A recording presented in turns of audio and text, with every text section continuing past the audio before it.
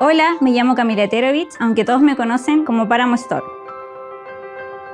Me especializo en crear piezas trabajadas en vidrio para convertirlas en contenedores y terrarios.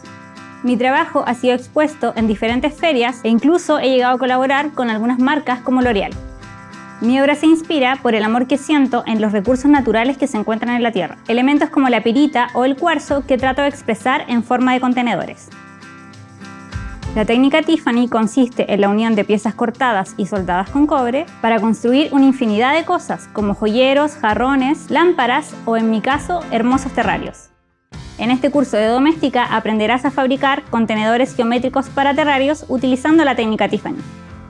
Como proyecto crearás un contenedor de vidrio para terrario con forma de dodecaedro en punta y terminarás plantando tus suculentas favoritas dentro de él. Primero te haré una introducción a la técnica Tiffany, su historia y cómo funciona.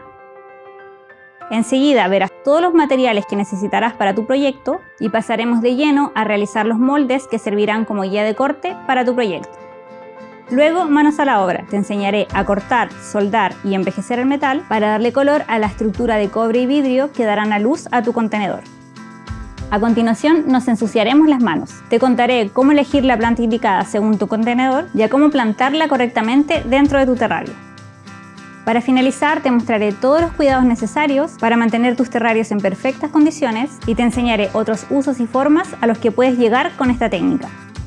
Cuando termines este curso, tendrás tus propias suculentas plantadas dentro de un terrario completamente hecho de vidrio.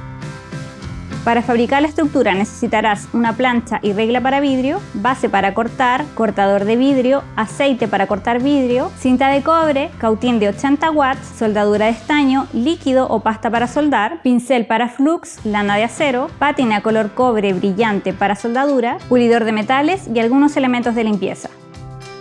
Corta y construye con cristal para crear pequeños mundos geométricos que decoren tu casa.